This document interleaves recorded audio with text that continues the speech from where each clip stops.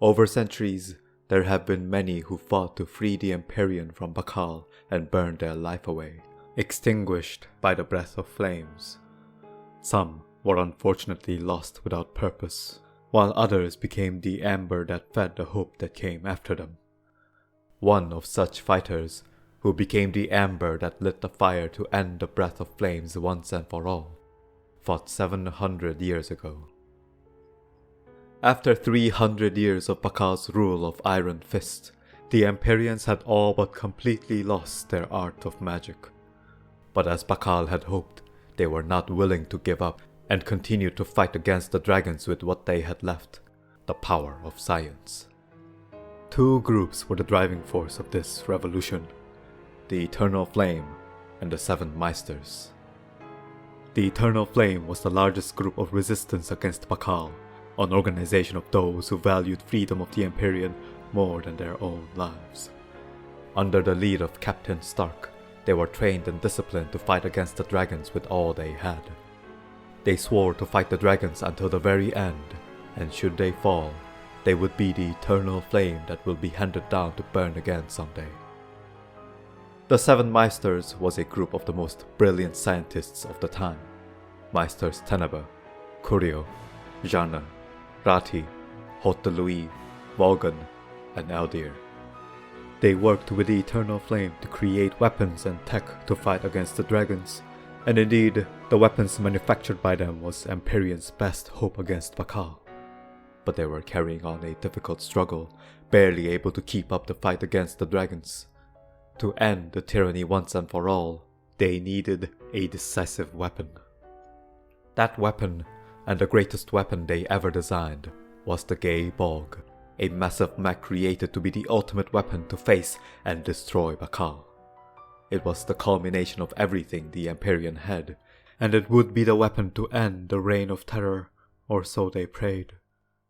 And as the mech drew completion, so grew the hope of the Empyreans. The leader of the Seven Meisters was Meister Tenebe. He was a logical yet passionate man, fit more than anyone to be their leader and an executive of the Eternal Flame. But he also had great burdens on his shoulders.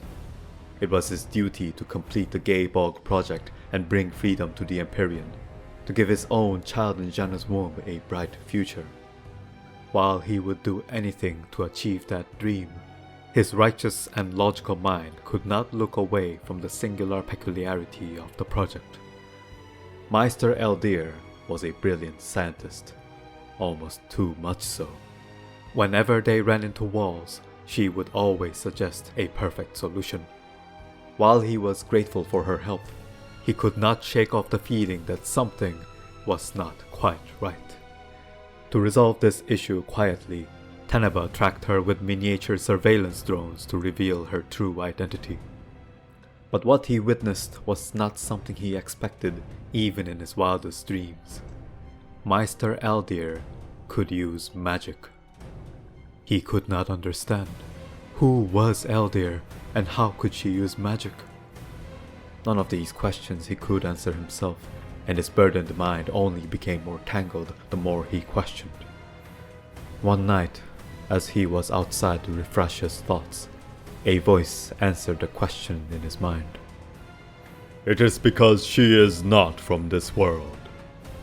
He turned to see who answered him. It was Bakal. Realizing who it was, Tenebe expected himself to be killed where he stood, but Bakal wasn't here to end him.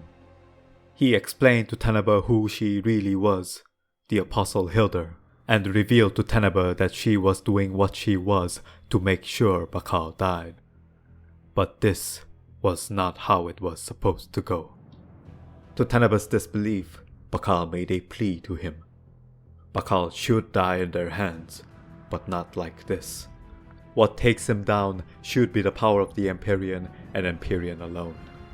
Bakal knew all about the Eternal Flame and the Seven Meisters, but he had let them live so that they could one day become the blade to take him down. But not like this. Tenebe could not believe him, but his claims sounded truer than anything he had heard.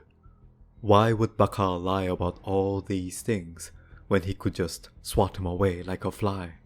Why would he let all of them live, knowing they were creating a weapon to kill him? So Tenebe made a deal with Bakal. He would sabotage the project from within and remove the false power, and in exchange, Bakal would let Jana and some of the Meisters live. Tenebe would willingly don the mantle of a traitor, so those who survive would still have the hope to live on and fight against the Breath of Flames. And Bakal agreed.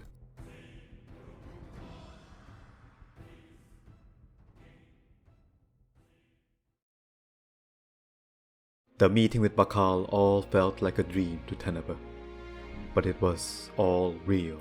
And even after having promised Bakal on what he was going to do, he still had doubts. Meanwhile, the project was pacing forward even faster with a new scientist joining them, Giselle Logan. They did not know who he was, but just like Eldir, he was providing them with valuable knowledge to complete the mech. It was also then that Tenebe met strangers that he had never seen before. They were the adventurers from the future who came to the past to prevent Circo's seeds from changing history.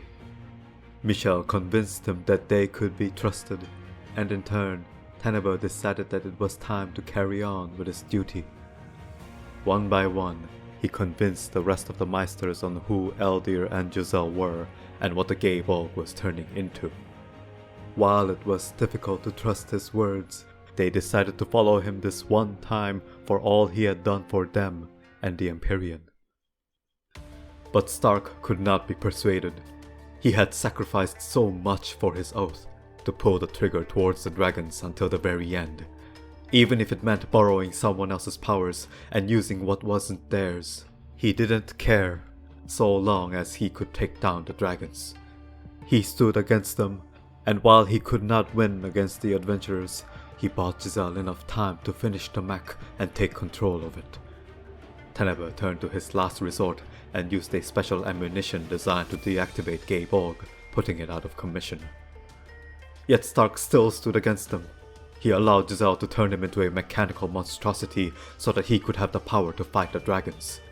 Even as he was taken down by the adventurers and was on his last breath, it seemed as though he was going to pull the trigger on Tenebe for being a traitor.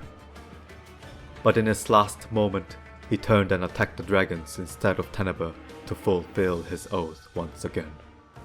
We will slay the dragons with undying flames even when we draw our last breath. And with the help of those from the future, they finally took down Giselle, but it was too late. The Gay Volk was in irreparable shape, and a horde of dragons were coming their way to finish it off. Eldir, now revealed to the rest of the Meisters as Hildur, was nowhere to be found. It was time to make the last decision.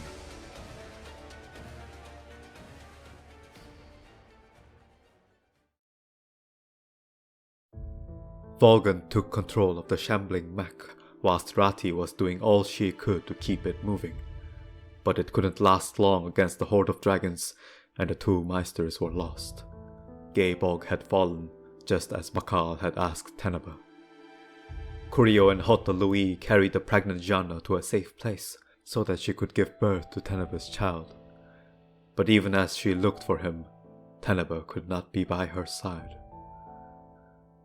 Tenebe found himself surrounded by the dragons, nowhere left to go. Now that his duty was done and he had become a traitor, there was nothing left for him to do. He drew his gun and aimed it to his own head. As a traitor, the only death he deserved was a death of shame. But it was then that the roars of the dragons rang in his ears, and he remembered the words he uttered all those years ago by Stark's side. Remembering his oath, he turned his gun not to himself, but to the dragons. We swore that day, the eternal flame will pull the trigger towards the dragons until the very end. We will slay the dragons with undying flames even when we draw our last breath, and at last, our duty be fulfilled when we fall to the dragons. Our flames shall extinguish the breath of flames.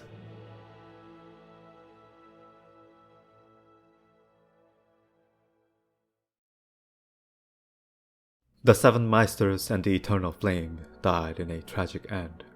But this was not the end for the Empyrean. There were still many left who were yet willing to fight.